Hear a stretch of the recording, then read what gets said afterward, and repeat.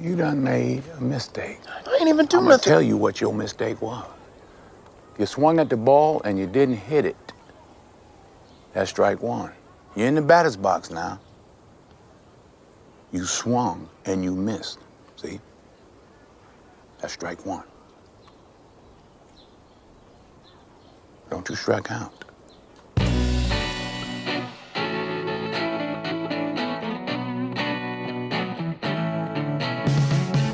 Hey everybody, welcome back to the show. This is Real Ripe and Real Rotten. It's a podcast where we're taking a look at the highs and lows of your favorite Hollywood artists. Each month we're going to be using Rotten Tomatoes to determine the best and worst film in one individual's filmography. Listen along, let us know your thoughts, let us know what you think about the highs and lows of Hollywood. My name is Wes Teasdale, I'm here with Clay McCormick. Clay, how are you?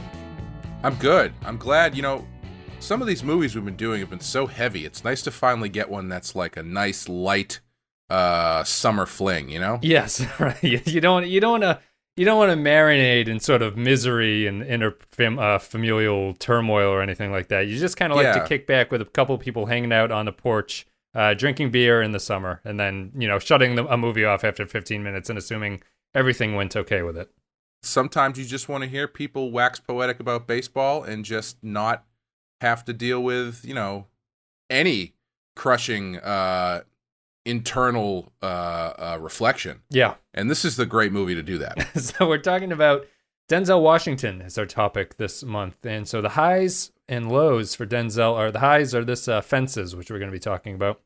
And the lows are Heart Condition, which we'll get to in a couple weeks. But Fences is a 2016 American period drama film starring, produced, and directed by Denzel.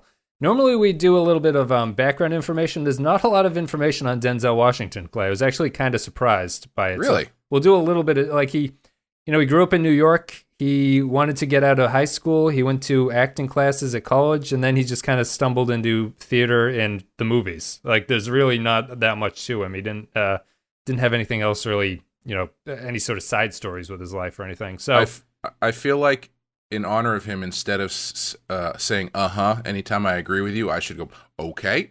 Okay.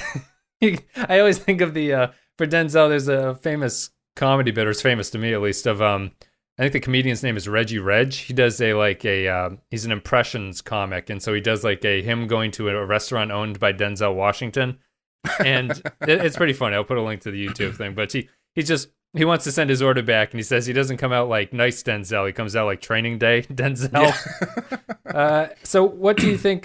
He's been nominated for 2 Academy Awards. Do you know what they are? Best Supporting Actor for which movie? Are you familiar with this?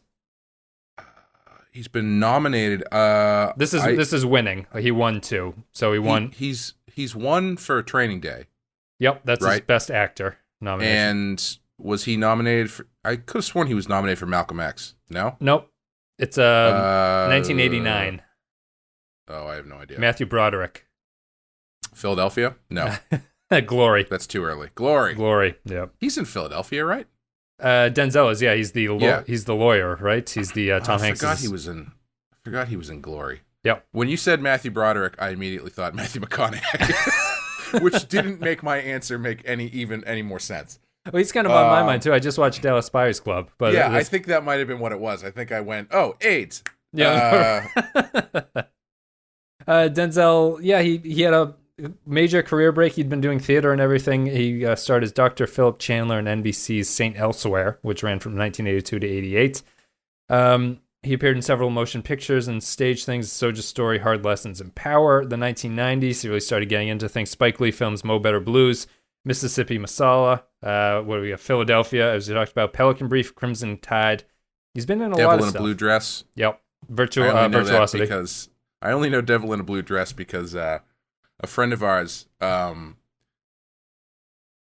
a tradition he was doing for a while where every Martin Luther King Day we would watch a Denzel Washington movie. Sure. And that we ended up watching that one day, and it was just like, okay, this is not in the pantheon of Denzel movies that you usually want to talk about. But the last time we did it, we watched The Equalizer, which is pretty good. Would you sort of agree that Denzel has a similar career arc as Tom Cruise? Is this just the way that Hollywood is going for actors who are that old, basically? I don't know. I mean, Denzel hasn't really kept up with it. that way. Like he was doing. I feel like every now and then he dabbles in the action thing, but he never goes all in. Yeah. Like I mean, think because it's okay Fences to obviously just came out, so yeah. I think it's okay to say that the B reel we're going to do for this is Man on Fire, which I'm very excited about. And Man on Fire is just one of my favorite movies ever. And that's like the closest I think he comes to doing a straight out action movie before The Equalizer. And The Equalizer is still, it's not action the way Tom Cruise does action, and it's not even quite action the way Liam Neeson does action. They're very much Denzel Washington action movies, if that makes sense. Yeah, didn't he have that was it called Preacher or something? Do you remember that movie? Oh, I think The Book of Eli? Yeah, Book of Eli. Yeah. Yeah, that is the closest he's come to action. Yes. That's a straight up like sci-fi movie. Yeah, that's a very Tom Cruise-y action movie in my opinion. Definitely. But yeah, I think he hasn't taken quite the same trajectory. Well, first of all, he's a better actor than Tom Cruise is. Yes, he does theater work constantly too at this point. So, and he's kind of the exact opposite of Tom Cruise, honestly, because where Tom Cruise is sort of like a empty vessel with which to project any character you need him to play onto it, and creates the character through arguably more artifice than sincerity. I would argue that Denzel Washington's the exact opposite, and one of the reasons he's so successful is that pretty much every character he's in, you immediately empathize with him and connect to him. Yeah. Which is why Training Day works so well, because it's like one of the only times he played a bad guy. And, you connect to his character because he's Denzel Washington, because he has that innate warmth to him no matter what he does. Yeah. And so when he turns out to be the scumbag, then it's, that much more effective. King Kong ain't got nothing on him. Yeah, we won't be doing Training Day as the B-roll, I don't think. But that's kind of, I would do something on Training Day, I think. I equate Training Day with Crash in a lot of ways, and not in a direct comparison, just sort of like a really? Training Day to me is like a really movie? That kind of, like, you won for that? I haven't seen it in a long time. I remember really liking it, but whereas I did not like Crash at all. We'll have to do one for Crash. As far as the winning for that, I fully believe that there are makeup Oscars that people get all the time. Like I think him winning for Training Day was a makeup for probably Malcolm X or something else he didn't win for. Sure. Or Philadelphia, one of those movies that he was nominated for and he didn't win for. Because I felt the same way when Russell Crowe won for Gladiator. I was like, what? Of all the movies? Yes. And there's got to be at least one that he's done that he probably, like LA Confidential, I think he was probably up for that and didn't win that. And then like the next year or the next 2 years, or the next time he was nominated was Gladiator and they gave it to him for that or something. Yeah. Excuse me. That's really, I mean, Denzel's had he does stage acting. He acts a lot and he's in a lot of movies. Taking a Pelham 123 or 123, however you want to say it. Training Day. Yeah. John Q. Out of Time, Man on Fire, Manchurian Candidate. The Inside Man. He was. It's funny. As you're saying these, I kept forgetting that he was in all these movies, and a lot of these actually skew more actiony than I thought. I wasn't just forgetting he's in them. I was kind of forgetting about these movies in general. Yeah. I just watched another one that I would have. It's not quite as good as Man on Fire, but I definitely would have loved to talk about it. I just forgot the name of it. Out of Time, I think it's called. Out of Time. That's a Denzel movie. Yeah, it's it is Out of Time. It's Tony Scott, Eva Mendes. Yes. Eva Mendes, directed by Carl Franklin. Okay, different movie then. The one I'm thinking of is a Tony Scott movie. I can't remember what it's called. But it involves him going. He's like a CSI guy who's investigating a terrorist bombing, and he meets up with Val Kilmer, and Val Kilmer's like, "Hey, what would I tell you if you could, I don't know, go back in time?" This is Deja Vu. Deja Vu, that's what it is. Yeah. Yes. And has one of the most ridiculous car chases I've ever seen in it, where he's got this helmet that lets him see into the past, right? And the way that the past thing works is like they can only see like a very specific set of time, right? So the time in the past is moving forward at the same clip as the present time is. So, once you can't go back past a certain point. And he's trying to chase down the guy they think is the terrorist, but he needs to see where he's going 3 days in the past, so he has to be on the move.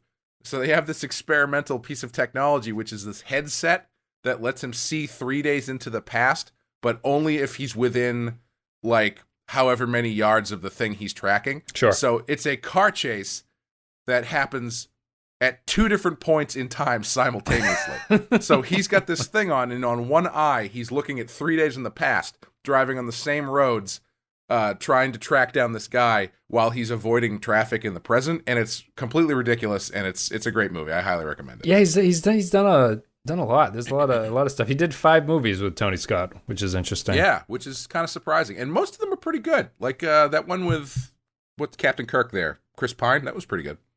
Oh, is that Unstoppable? The one about the train the size of the Chrysler Building. Yeah, Unstoppable, Crimson Tide, Man on Fire, Deja Vu, and Taking a Pelham 123. Oh, Crimson Tide. Ooh, that's a good one to do. Damn it. I really want to do Man on Fire, but Crimson Tide would be a really, really good one to do. So I guess that's pretty much it for him. See you guys next week. Yeah, that's for Denzel. He doesn't have his Wikipedia is surprisingly short. So let's just get into Fences, which is a 2016 period drama film. Directed by Denzel Washington, written by August Wilson, who died in 2005, but he completed the screenplay that was going to be used before he died. Oh, I didn't know that. It was in long production because he did not want, or August Wilson refused to have a non-black director, and they just could not pull that together until he died, and it took a long time to get that going. I was actually surprised when I saw Denzel directed it, because I didn't realize that at all, and I think it's pretty well directed. I knew nothing about this movie. And I guess the way that I would kick it off is just to say that I knew nothing about it other than it was a period piece, because Denzel has sort of a jaunty cap on in the poster, so it's like the 50s. And watching it, it's immediately apparent within 3 minutes that it's based on a play. Yes, I was thinking that as soon as it started, I was like, all right, this is either based on a play or is not a great screenplay. And it was, and I don't mean that quality-wise, it's just like you can tell immediately that it's just very much play dialogue that doesn't feel natural in a movie. Yeah. And I feel like, personally, I need to know whether or not it's a play when that happens, because if I don't, it's going to skew my view of the movie. You ready for breakfast? I can fix you some as soon as I finish hanging up these clothes. I got the coffee on, that's all right. I'll just have some of that this morning. That 651 hit yesterday. That's the second time this month Miss Pearl hit for $1. Seem like those in need the least always get lucky. Poor folks can't get nothing. Them numbers don't know nobody. I don't know why you fool with them, you and Lions Bow. Oh, it's something to do. You ain't doing nothing but throwing your money away. Troy, you know I don't play foolishly. I just play a nickel here and a nickel there. That's 2 nickels you done throw it away. Now, sometimes I makes up for it.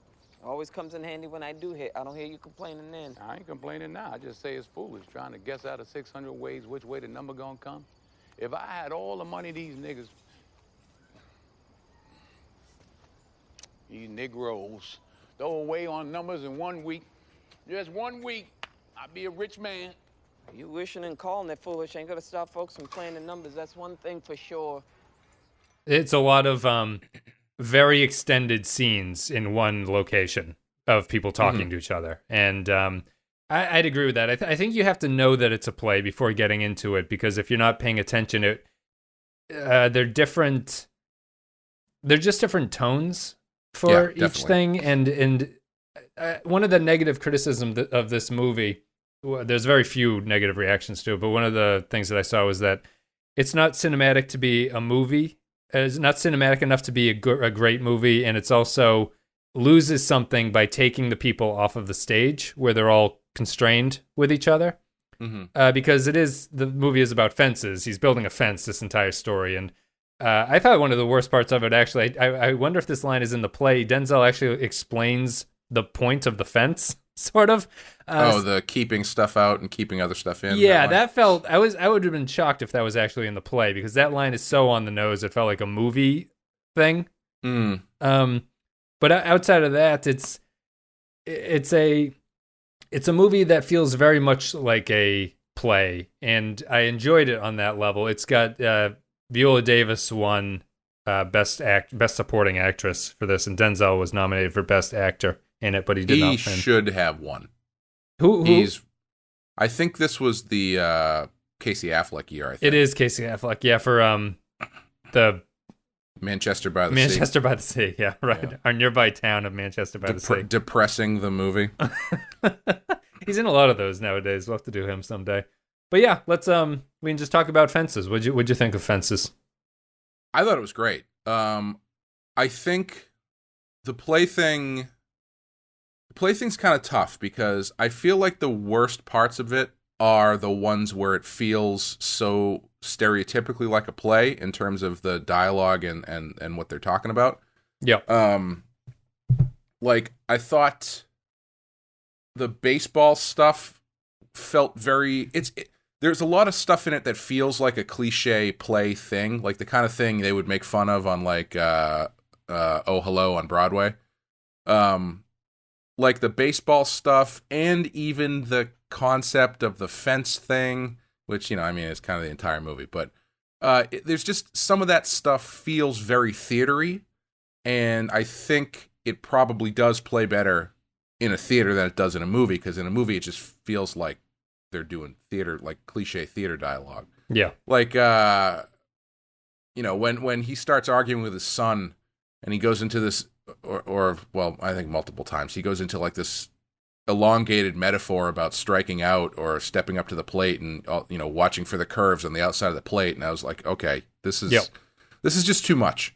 Yeah. That being said, I think everybody in this movie is fantastic. Well, except for Lyons, his older son. I think he feels like a theater actor to me. He seems like he's a little bit much. Yeah, a lot. I don't know. I know that Denzel and Viola Viola Davis are they did this they did this play on Broadway, I think. So that makes sense. Yeah, I don't know how many of the other actors were actually involved in that production as well, but I think that the guy who plays Bono is a theater actor as well. He doesn't come across quite that way as Lyons does. But I'd agree with you. So yeah, sorry. Go ahead if you want to continue to talk about Lyons. He feels like a theater actor who it's like his first movie, and that might be, I don't know if that's true, but that's kind of how it comes off. Like he has that theater presence that doesn't super fly that well in movies. Yeah. But man, Denzel and Viola Davis are just unbelievable in this movie. Like I would be, if I was in charge of picking a scene to play during the Oscars, like as they do, I would be hard pressed to pick, because there are some capital M monologues in this movie that are just amazing. Yeah. Yep. I think that the performances are really good, and I think the other big thing to know about it, besides the fact that it's a play, is it does this other very play. It strikes me as very much a theatrical concept, where you start the story off thinking everything is maybe not perfect, but the characters are sort of wholesome together. Mm-hmm. And over the course of everything, you learn all the backstories about what's going on, and you realize that no one is really happy in what's going on. Yeah. So the developments here are very much like peeling back the layers of an onion, where you learn all of the relationships and how they interact with each other. And even though Denzel seems kind of amiable and friendly at the start, he's really kind of a horrible person as the movie goes on. And every time that you reveal something about him, you reveal something else about the other characters that are living with him and having to deal with him. And that feels very theatrical to me. And yeah, go ahead. Oh, I was just going to say, yeah, it does, but it doesn't, I don't think it feels like forced here. I think that stuff plays really well. Yeah. That's how if someone was looking for a description of the movie, that's what I would kind of say. It's a period piece where you slowly are revealed all of the inner turmoil of one family over the course of the movie. It's not really a period piece. It's not like I don't know why Bagger Vance popped into my head. It's not that kind of like a period piece, but it's of all the period pieces. Well, I've been thinking this the more that I to watch the movies, is that like you go into a lot of movies with like a preconception about what kind of movie it's going to be, and when it really surprises you, it's kind of like a fresh thing.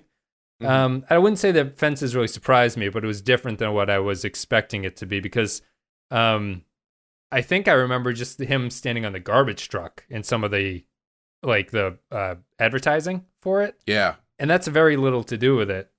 I don't remember any advertising at all. Like I had a very, very, very vague idea of what this was, and I was pretty much wrong. Yeah. And I think the other thing I was really wrong about is that while it is about racism, the racism is not really the key driving force of the movie.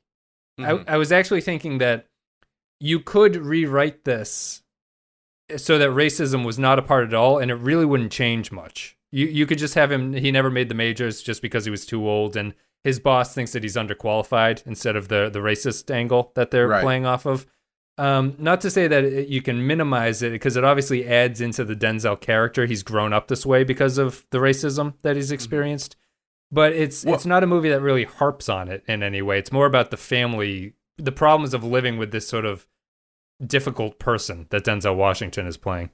Yeah, I would even go so far as to say that it's not really about racism at all. Yeah, I think that's one of the turns that it throws at you, and obviously racism, there is that aspect, obviously, but one of the big turns that it throws at you is when you start to realize that this guy is just making excuses for being a shitty person. Yeah. And while the things that he's saying might be true, as far as as far as the race relations, as far as baseball goes and his job, the more he says it, the more you start to realize, as his family and everybody else already knows, that he's just talking bullshit. Yeah. Because he's an asshole. I mean, it's tough to call him an asshole, though, because it's like, he's not an asshole the way where you, at the end of the movie, you're like thinking how horrible of a human being he is. Yeah. He feels like a very relatable character. Like, he feels like a very real person who has ended up in this spot and is now making excuses for how he got there, whether it's, racism or baseball this, or, having to... His brother, take care of his brother and all that. Having to take care of his brother, having to take care of his kids, all this kind of stuff. And after he's making all those excuses, you get to the point where you realize that he's now... these are all excuses for him not to move out of that situation. They're just rationalizing him being kind of shitty. They are his fences. Yeah. Yeah. They are the things that he has constructed to make an excuse to everybody else for why he didn't become the next big thing, Yeah. And I think it's it's a very relatable thing. I mean, everybody does that. Yeah, I think you could almost view his story as something of a personal success story, judging by how he started in life. Like he really came from a horrible situation with a horrible father and growing up dirt poor, and he walked basically to the city. He's basically self-made on a lot of levels, but he's unable to, despite all the success that he's had from those relatively terrible upbringings, he is still very concerned about how he's perceived and the things that he couldn't get, even though he got so much out of it.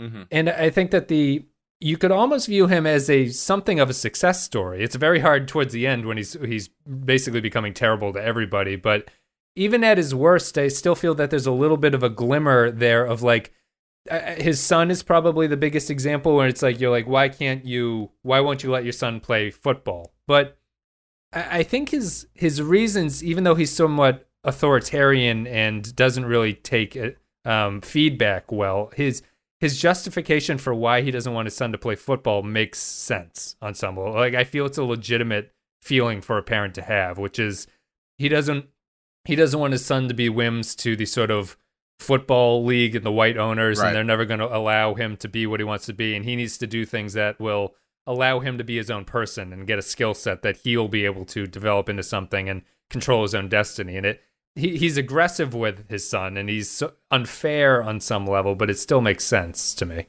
Yeah, and I think that's where the complexity of the character comes from, is because while that stuff does make sense, he's not coming from a completely pure place with it. He's not saying that stuff because he entirely believes that's the case. Yes. He is saying it because he he doesn't want his son to be better than he was. There is definitely a complexity there where it's not all just self-sacrifice and watching out for his son.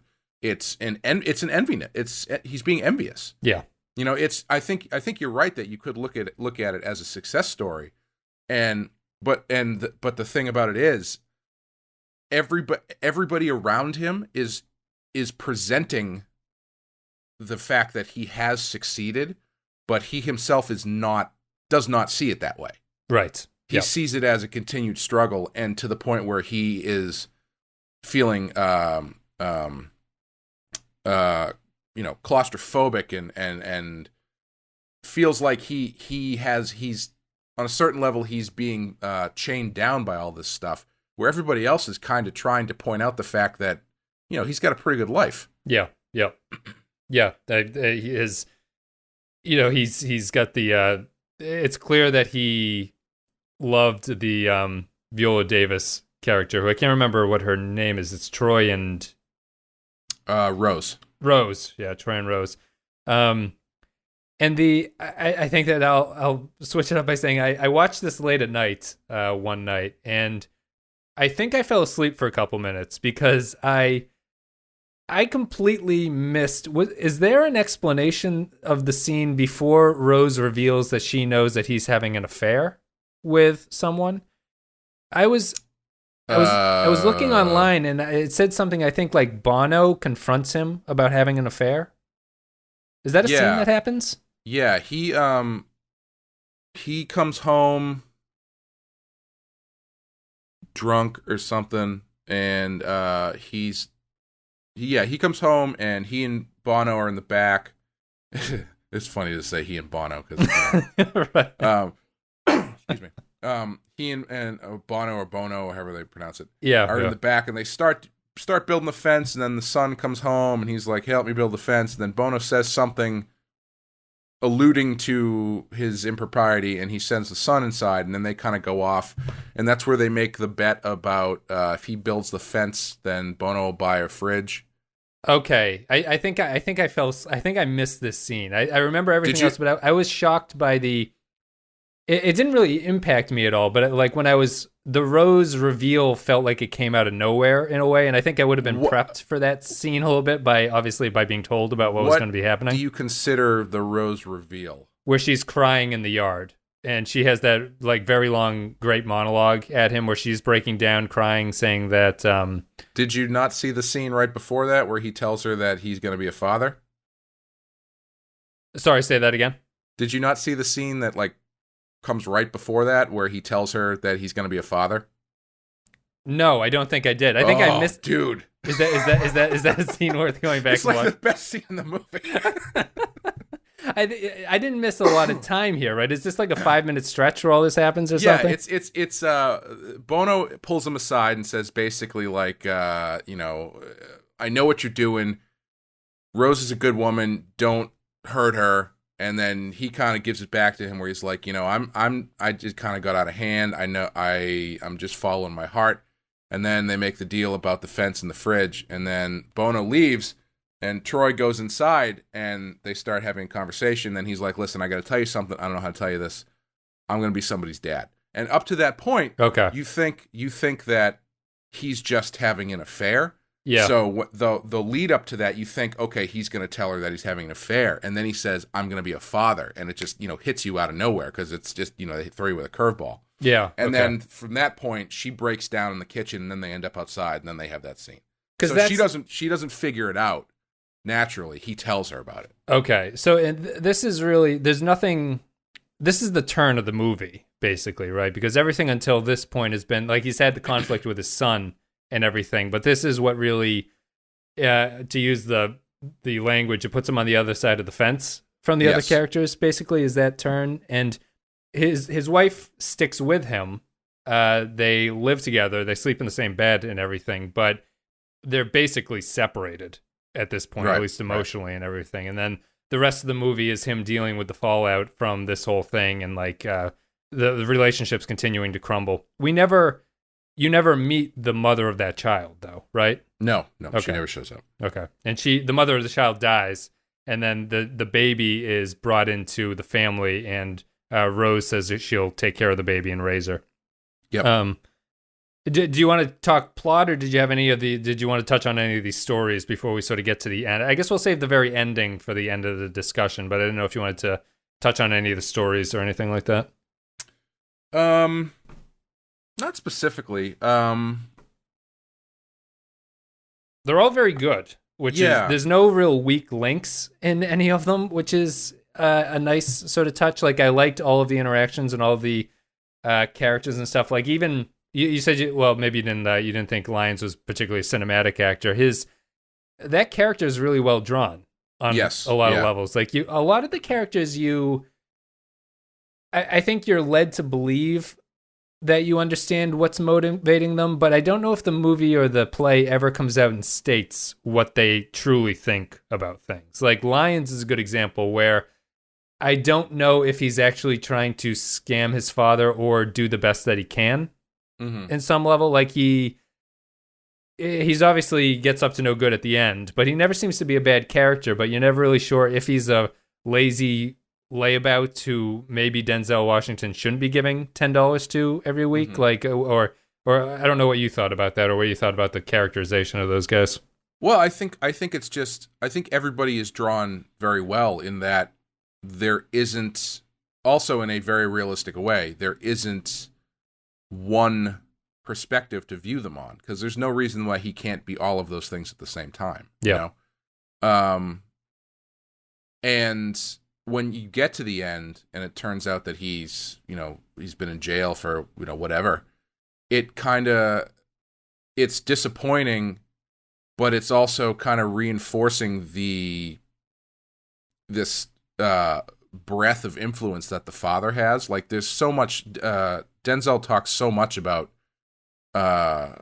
throwing off the shackles of his father and becoming his own person, but then realizing how much of his father is in him, and that definitely fans out to all of the other kids. Yeah, the kids, yeah. And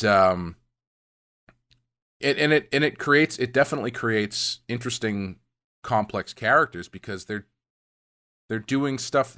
I think much like him, Lyons is legitimately trying to do what's best, but not every you fall off the track sometimes. The thing that I thought was interesting about Lyons is that he doesn't seem to resent Corey, who seems like if it was a more stereotypical movie, I think that Lyons would not like Corey, the younger one who's sort of taken care of in a way that he's not, and is successful in a way that he's not.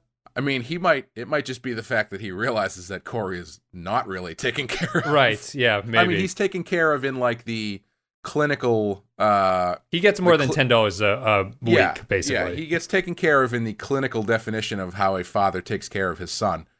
But emotionally, no. Yeah, that's true. Those two... I don't think those two really have a in-depth scene with each other until the very end of the movie.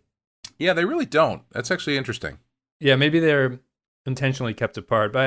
So do you think that the reason that Troy does not go to see Lyons play music, is that similar to Corey's thing where he doesn't want to see the son be better than him? I was a little bit hazy on why he wouldn't go to do that, because it doesn't seem like he's not supportive of him, but he's also not... It's not a direct correlation of athletics, so I didn't understand why Troy was hesitant to go see him do that. Yeah, I think it is. I think it's, one of the other things that Troy wrestles with, which is how he ends up having a daughter with this other woman, is that there's a part of him that doesn't want to be the responsible father, who wants to be able to go out and still be the person he was when he was younger.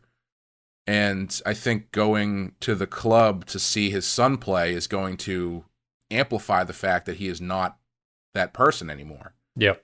And on top of that, there probably is some enviness there that Lyons is in the kind of situation where he goes out to clubs and plays music really well and does something he loves instead of something that he has to do, in quotes, Yeah. Yeah, that's true. I mean, the children aren't bound by responsibility in the way that Troy is, and he kind of chafes under it slightly. He likes to rub it in their faces that he does it for them, which is probably not the healthiest thing that parents can do to their kids. But it kind of reminds me of the serious version of. Do you remember the Eddie Murphy skits from like Raw and Delirious, where he does the impression of his dad when he's drunk? I think so. Yeah, It's like, I haven't seen them in a my while. house.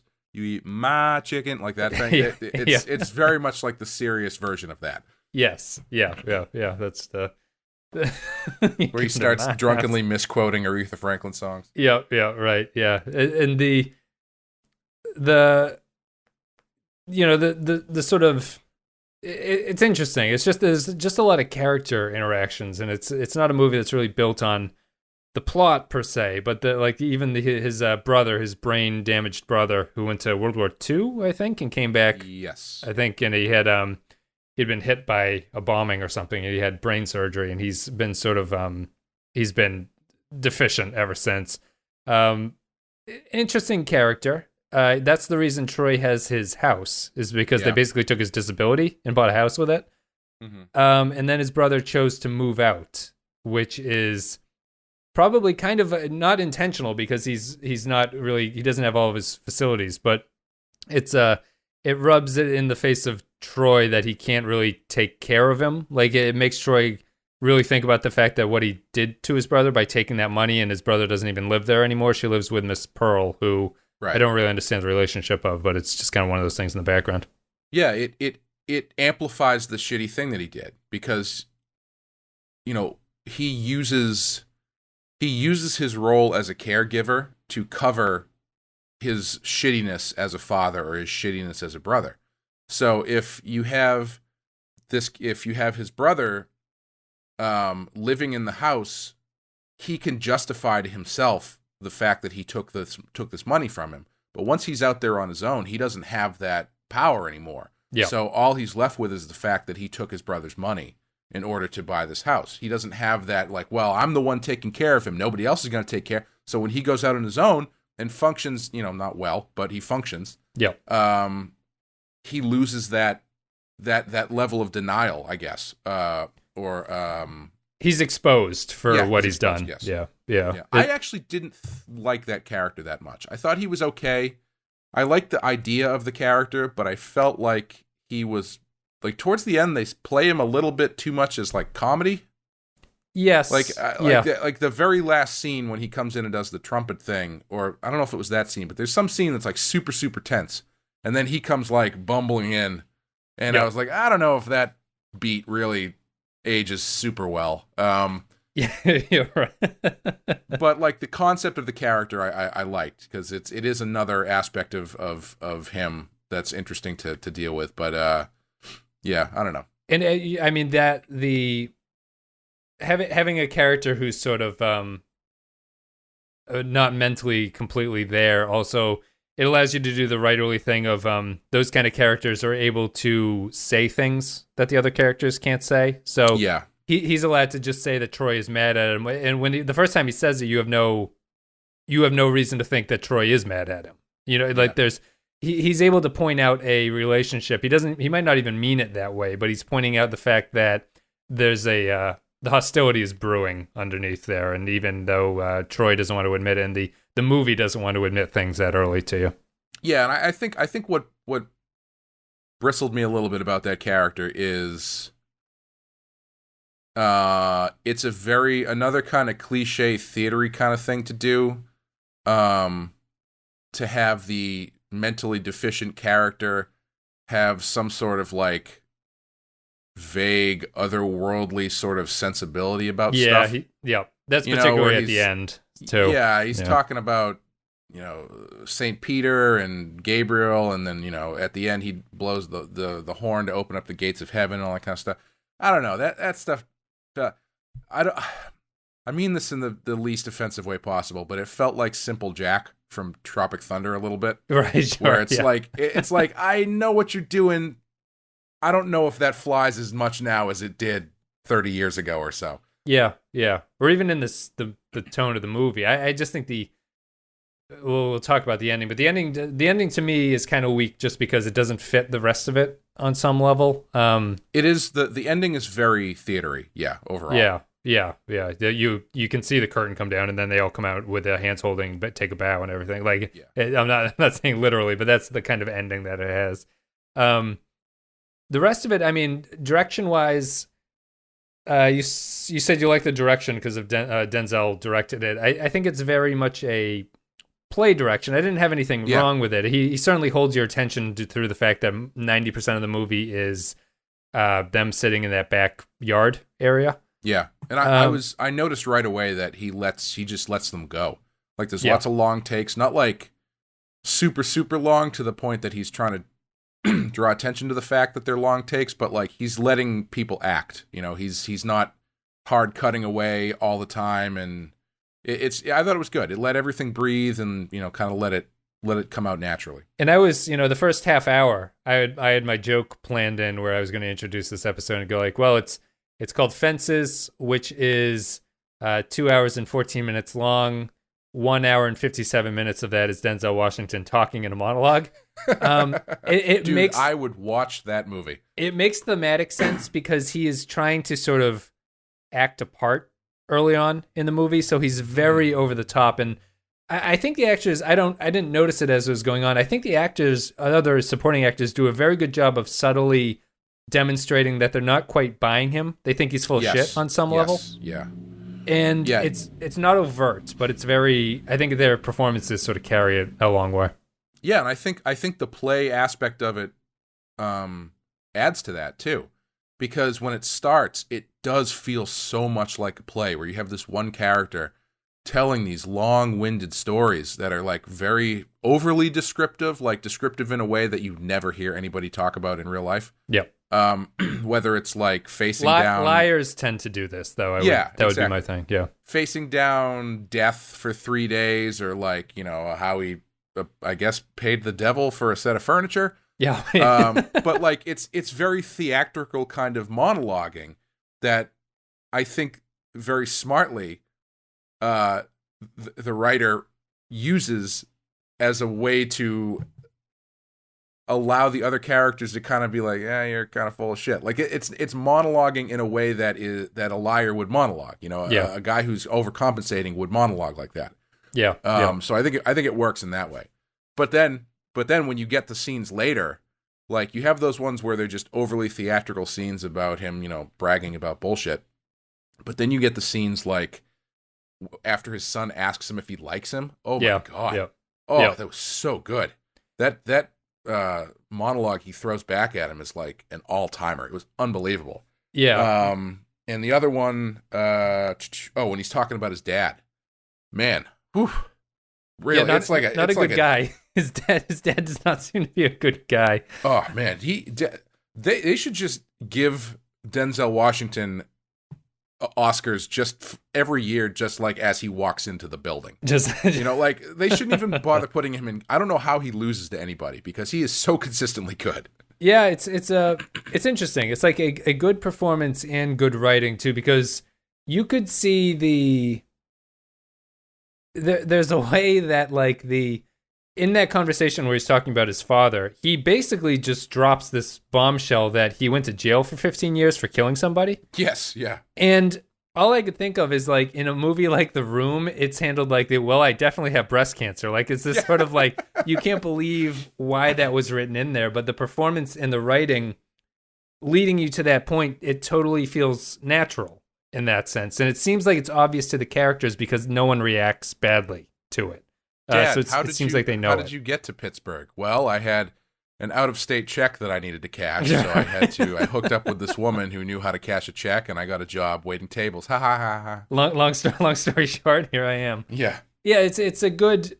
Those monologues are very good. They're well written. They're well performed. Everything like that. It's very tight. Really, there's nothing really you can complain about. And so it gets around the fact of him dropping these bombs. Doesn't feel like it's just like, oh Jesus, like misery on misery. Now we're gonna add it. It feels very cohesive. They feel very natural. Like they are all. The only one that felt like a bombshell was the the fact that the girl was pregnant and not that he was just having an affair. Yeah. All of the other ones feel like very natural character reveals, like you were saying, that they're not drawn attention to for the fact of like amping up the drama, but they do that naturally because you're learning more about this person as you go along. Yeah. I guess we'll just go to the end here. Obviously there's people should stop listening to this 25 minutes ago if they thought that there would be spoilers. But the way it ends is that the baby is born. His mistress dies in childbirth, and he brings the baby home and asks Rose to take care of the baby. She says she'll take care of him, the baby, but the baby has a mother, but he does not have a wife or a woman or something. Is their line. And so I really like that scene because he comes in with the baby and again gives like a very theatery kind of speech to her where he's like, this baby's an innocent and all I'm asking is that, you do right by her and don't let blah, blah, blah. And she's just like, dude, fuck you. Get the fuck out of my house. Yeah, right. And struck me as the most unrealistic. I always hate scenes like that with newborn babies now because the baby never does anything. It's just like it spends 20 minutes in the arms of someone and it never does anything like that. And I'm always like, when's that baby gonna cry? When's the baby gonna have to do something? And then he comes in with like a realistically sized newborn, which was probably fake. And then they cut to the actual baby, and it's about 3 times the size as the baby that he brought in.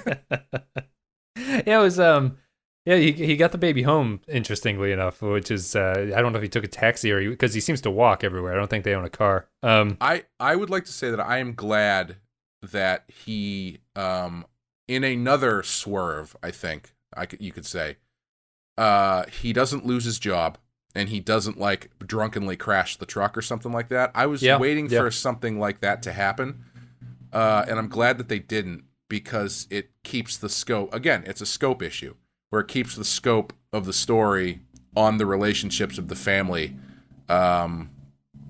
not bringing in a lot of outside stuff or like needlessly manufactured. Like the only thing that feels kind of manufactured is the mistress thing. Yeah. But even that feels natural to the character.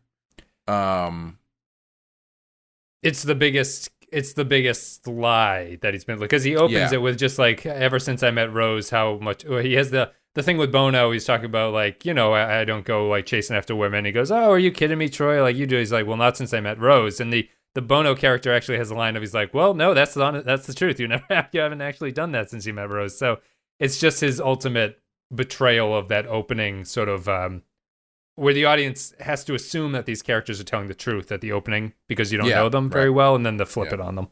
I would like to also point out that this movie is probably the first Oscar-nominated movie since like The Deer Hunter to have so many references of like just tearing up that ass. Yeah.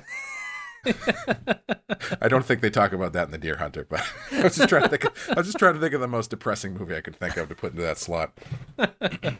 Yeah, they do. He does a lot of that. It kind of drops off towards the end, I think, but he definitely opens understandably. Understandably, it's a tough hoe to row or whatever.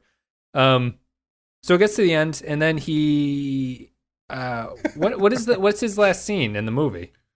He gets into the fight with his son. Oh, that's right. Yeah, and then I was going to ask you about this because it was one thing I was wondering about that I couldn't quite parse out. Then the son leaves, and he, doesn't just get into a fight. He like assaults his son with a baseball bat. Starts choking his son out with the bat, and then tells him to get out of here. And so the son leaves, and then he's doing that thing where he's mumbling to himself, the self-rationalization of being an asshole. And he looks up at this broken window that's like next door that they've cut to a couple times. Yep. And excuse me, this beam of light hits it and brightens it up, and then they go in super close on him and have this weird like halo sort of effect, distorting the outer edges of the screen. And he's talking to death or something, where he's like, "I'm here when you're ready for me." And then they cut to black, and then it comes back. It's like 6 years later, and he's dead. Yeah. Could you parse out what the broken window was about? Because clearly it's some sort of symbol, but I'm not really sure what it was. No, I think stained glass is supposed to be some kind of like, it's supposed to be some sort of religious thing because it does relate to escape or something. Like he I don't remember I remember that they cut to it a bunch. I don't remember the why he keeps looking at it, or if it has any kind of thematic tie-in where the scenes where he's arguing with somebody and then he looks at the window or something. So I'm not sure. I would just assume it's some sort of vague religious reference because it's not stained glass, but it kind of looks like it could be a stained glass window, like it's broken to look like that. Yeah. But I'm not sure. I don't know if you had a better idea about it. No, I have no idea. I mean, it was just, it was a very theatery kind of thing. How would you even represent it in theater was something I was wondering, or if it's just a movie thing they've added. I think probably on stage it was that broken window was just part of like whatever set they built design. For like the next door house or something like that. Yeah. And you just, probably just hit it with a spotlight or something. Yeah. Okay. All right. I thought they were going to end the movie there. Like with that close up on him where he's, yapping about death. Because it's like, it's at the point where everything has been stripped away and his son is left and his wife is pissed off at him and completely like, he's basically nothing now. He's just. His friend, Bono is no longer really friends with him. Yep. He's just an angry, drunken old man. And I thought that was going to be where it ended. And I thought that would be kind of a cool ending. Yeah. Because it's very unresolved, and I don't think this is the kind of story that necessarily needs a resolution to it. But then they continue for like another 15 minutes, picking up on the day of his funeral, which felt very like that whole, like as you're saying, that whole last sequence felt very theatery to me. And I would have preferred if they'd have ended it where it was, because I don't really understand the reconciliation that goes on at the end. Mm-hmm.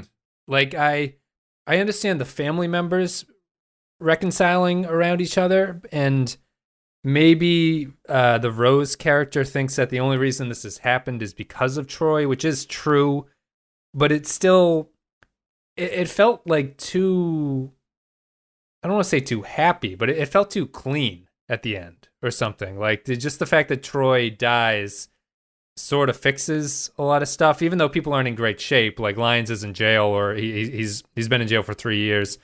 Corey is now a Marine, I think. Yeah. The girl has grown up. The daughter has grown up and is kind of innocent and isn't really aware of what's going on. But it just struck me as unnecessary and a little bit too apologetic for Troy. And I don't know if I'm missing something. I don't know if I would call it apologetic. I think it's just, I think it works thematically in that you are getting to see all of these characters deal finally with the complicated person that was Troy, Yeah. Like, I think it's kind of representative. It's kind of represented in the scene where, what's the son's name? Corey. Lyons, yeah. Corey says he's not going to the funeral, and the mother is like, slaps him and is like, no, you have to reconcile yourself with the fact that, yeah, he was an asshole, but he was also your father. And like, it's not an easy thing. Yep. And I think that's kind of what they're going for at the end there is that life goes on, but the influence of this person, for better or worse, has affected everybody around him, So do you think that Corey goes to the funeral? I think he does. Okay. I think I would prefer if he doesn't. Mm-hmm. I don't think the movie says either way. I think the movie implies that he does go do it, but I would kind of prefer that.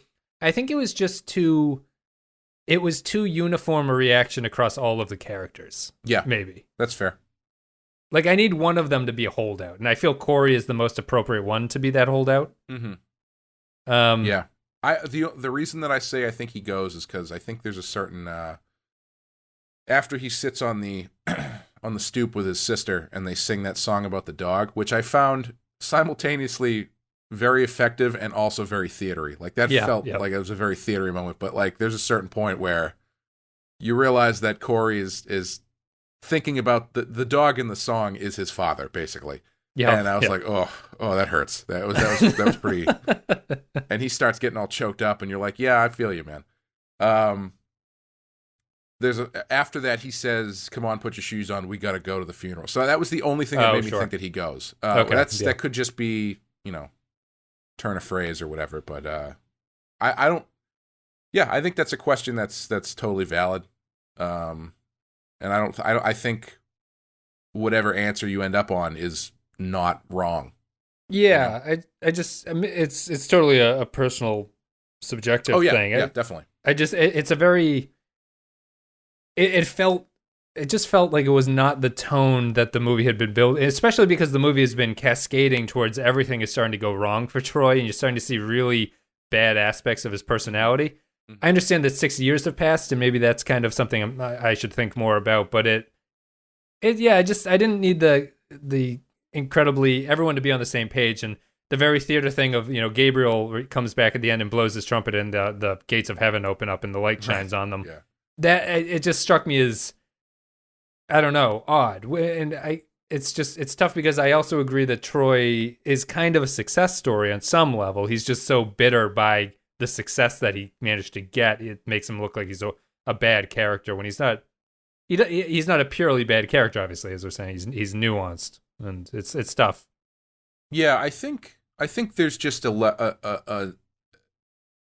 they felt there's a need for a certain catharsis to everything at the end there, because that's really what's going on. Is it is a reconciliation of this character and how he affects people, and the scene before that is such a downer. Like, it ends on such a shitty note.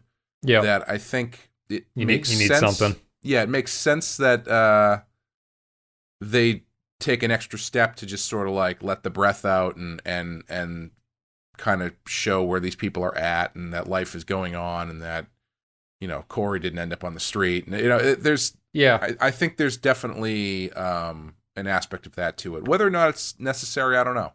I think maybe in a play it might be a little more necessary than it is here.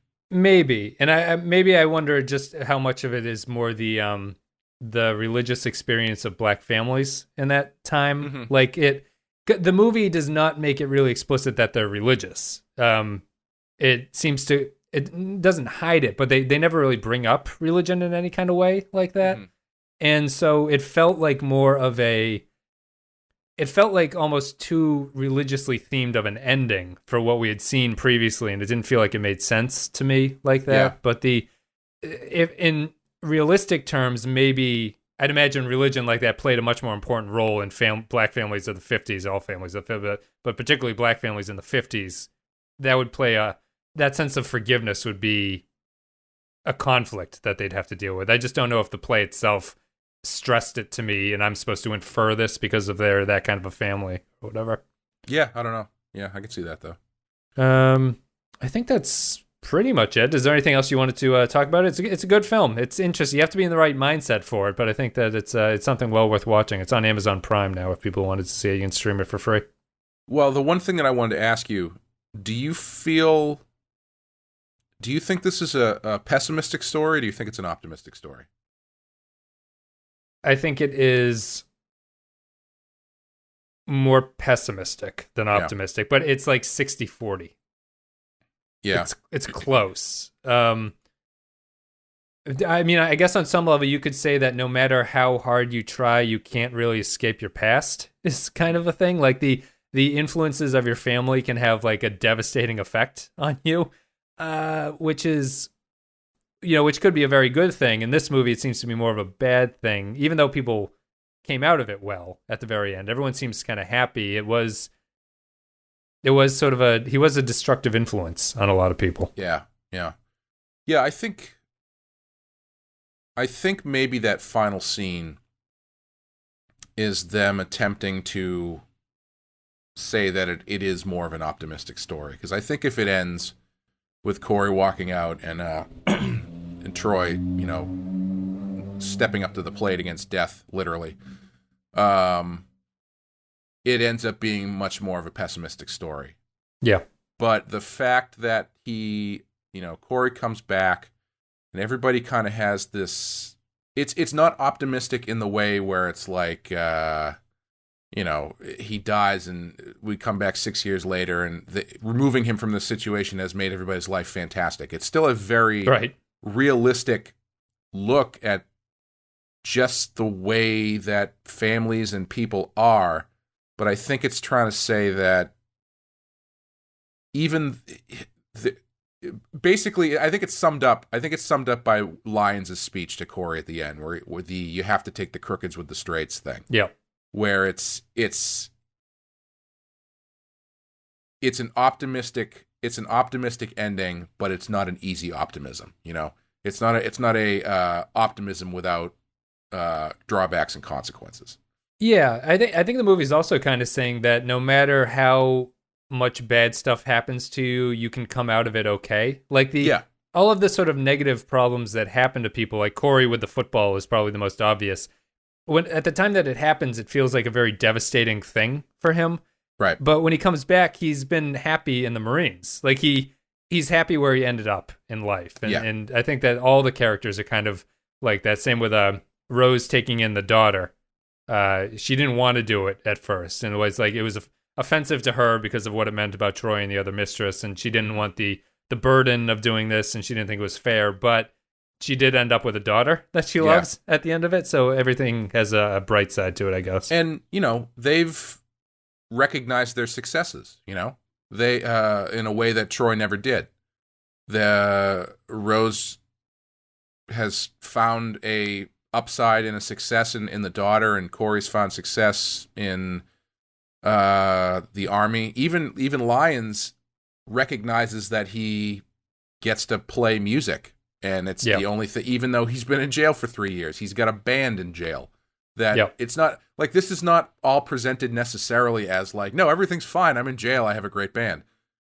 It's just that they are more in tune with the successes in their lives, in spite of the shit that they had to go through to get there, than Troy ever is. Yeah. Lyons is like, I'm going around with this young up and comer named Johnny Cash. We're going to become into Folsom. And I think that's part of it might be the whole argument or discussion Corey has with his mother too, is that Corey is writing off his father completely as a complete negative. Yep. And Rose is there to remind him that it's not a complete negative. It's a very complicated situation. And where you are now, as happy as you are now, you can't say you're there completely despite your father or in spite of your father. He played a part in getting you there. So you have to recognize your successes. Otherwise, you're going to end up just like him. Gotta get by. Say what? What'd you say? You're on my way. I gotta get by.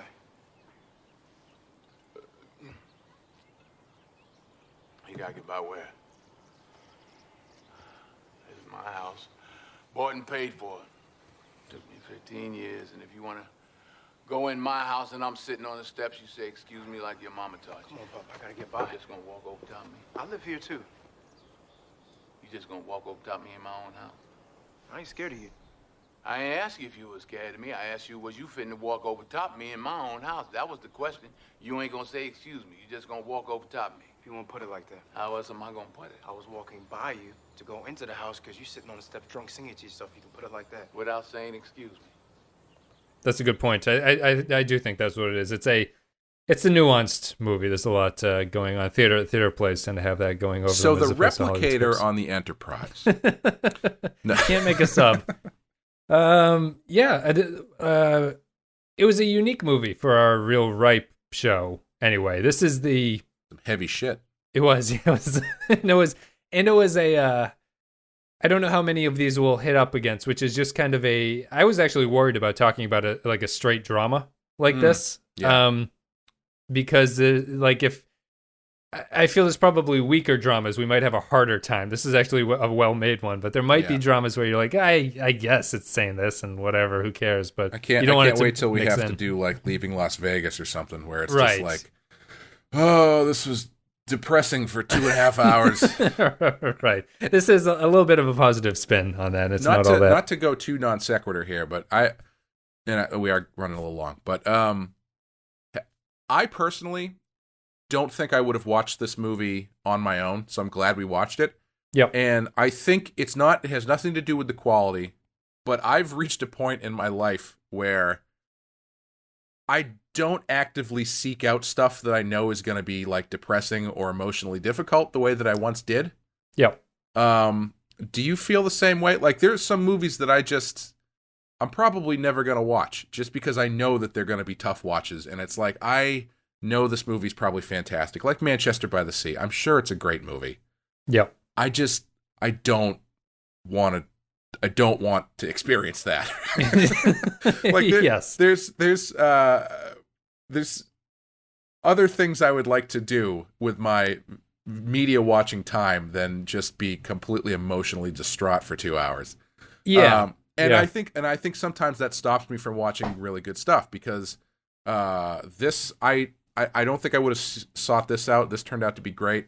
The last big one for me was 12 Years a Slave, which is like, I know it's really good. I just did not want to see it. And then a friend of ours saw it and said, it's not what you think it is. It's a really great movie, and it's not as quite as destructive as the way that you think it is. Yeah. And I wish that I could push myself to get into that stuff a little bit more, because I think I do judge these movies sometimes based on what I think it's going to be, not on what it actually is. Yes. Yeah. And I think that there's a lot of those kind of dramas out there. If you're watching like independent mumblecore movies, you're overwhelmed with those kind of movies. Like, yeah. for some reason, this is the kind of, not this movie, but that kind of topic is like prime real estate for independent filmmakers. Right. Obviously, because you don't need a budget, and everyone sort of goes through that, and you can relate to it and stuff like that. But I think it's non-genre. It's non-genre torture porn, basically. Yeah. It's not really that difficult in the grand scheme of things to get people to be emotionally distraught in a movie. Yeah. There's a whole book about writing called Save the Cat, because it's based on the idea that if you kill the cat, you're going to lose your audience because people can't deal with a dog or an animal being killed. Yeah.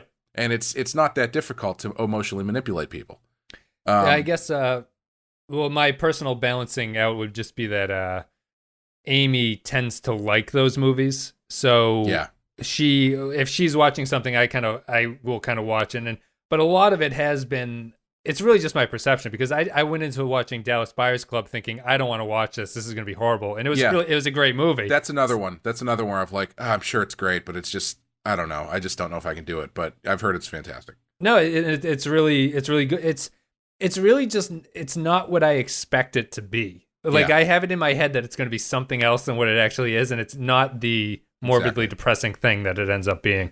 And I don't want to talk down to people who enjoy that stuff, because I look at it the same way as I'm sure people look at me in the way that I enjoy horror movies. People, I like the idea of being scared and seeing scary stuff. I think it's the same idea. It's just emotional depression instead of monsters and demons. Yeah. Like my it's mother, all external. My mother is just like, she loves depressing movies. Like I've watched movies with her that were legit bad movies that she loved just because they were depressing. Like, yep. And that's the most, like, she took off a day of work one time and actively chose to watch Marley and Me. Yeah. And I was like, what are you doing? You know what's going to happen. She's like, I know. I knew what it was going to be, and I think that's why I wanted to watch it. I'm like, yes, that is why you wanted to watch it. And so I don't begrudge people who like to watch that stuff because it's a good, emotional release or whatever. It's the same as watching any genre film or anything like that. No, it's the BBC, or at least what we get of the BBC is kind of that. My parents are always like, oh, you should watch this great BBC procedural. It's like, okay, like how many kids get murdered in it? And they're like, well, 7. Yeah. It's like, but it's really great. It's like, I don't need... The thing going for it, those is that those miniseries are only like 4 or 5 or 6 episodes, so you can easily get through it and call it a day. But each of those episodes are like 3 hours long. It's like Sherlock, where every episode's a movie. Yeah, I think that's pretty much it. Good movie. Let's see here. If you guys enjoyed what you're listening to, you can check out the social media. There'll be links in the podcast description and the podcast little blurb in the video description. Next week we'll be covering something in the same vein when we'll be doing Nutty Professors 2, The Clumps. Right, exactly. We'll get to Eddie Murphy eventually. You can go to that's gonna be rough. patreon.com/the Pensky File if you want to support the show there. That's a good way to do it. The top tier captain level patrons, so named because they are the captain level of Star Trek supporters, get a shout out. Vincent Adulman, Stephen Cobb, Eric Johnson, Nathan Elliott, Ewan Tibbetts, Decker Sebastiani, Neil Brennan, Carrier Mobility, Doug Valcamp, Michael Pond, Bradley Killens, Rune Vendler, Jay Stanley, Mike Burnett, Matthew Ross, Ben Douglas, Kyle Barrett, Joint Mango, Tarek Latif. Guys, hope you enjoyed this. You should check out this movie if you haven't seen it. I know a couple of you have, but it is one of those ones that kind of slips under the radar occasionally. We should have a new level on the Patreon, which is the fences level, where if you pay X amount, you get to yell at us and berate us for how much that you support us. We just have we'll come up with a bunch of baseball metaphors, and we'll throw them out there onto the field and take it. Yeah. Anything else that we want to say about this? We'll be back with, what did I say was the Denzel? Oh, Heart Condition, which is at 0%. I have never even heard of that movie. When is that from? It looks terrible. It's got Bob Hoskins and Denzel Washington. I mean, I'm totally there for that, but Bob Hoskins Denzel Washington plays a black lawyer. Bob Hoskins. What's that? Sorry, continue. Bob Hoskins what? Bob Hoskins plays a racist police officer. Oh, boy. Denzel Washington dies, and Hoskins gets a heart transplant from him. And so Denzel shows up as a ghost that teaches him the error of his ways of being a racist cop. Boy, I am there for this. When is this from? 1990. Okay, so this is this is after Glory. So he's a known quantity at this point. I think this is his cash-in movie after Glory. It's like that kind of a thing. Boy, yikes! Bad choice. We couldn't watch Bob Hoskins would go on to do Super Mario Brothers, I think, after this. Oh man, Bob Hoskins! I miss Bob Hoskins. There are a few actors that I miss as much as Bob Hoskins. He was a unique presence. The closest, who's kind of fills his shoes is Ray Winstone. Has a very similar kind of. He was the guy. What's his name? Jack Nicholson's number 2 in The Departed. Oh, sure. Yep. Yeah, yep. He's got that Bob Hoskins kind of thing. But man, I love Bob Hoskins. We should do. I think that's find an excuse to do The Long Good Sunday or Mona Lisa or something like that. One of those early Bob Hoskins. They're great. Yeah, he's we'll have to look up what his actual best and worst are. Once you get down these rabbit holes, you start realizing things. I'm pretty sure I know what the worst is. Well, yeah, the worst. We can kill 2 birds with one stone if you guys just want to hear Bob Hoskins' best movie. Fences. That's it. We'll be back with Heart Condition in a couple weeks. And until then, have a good one.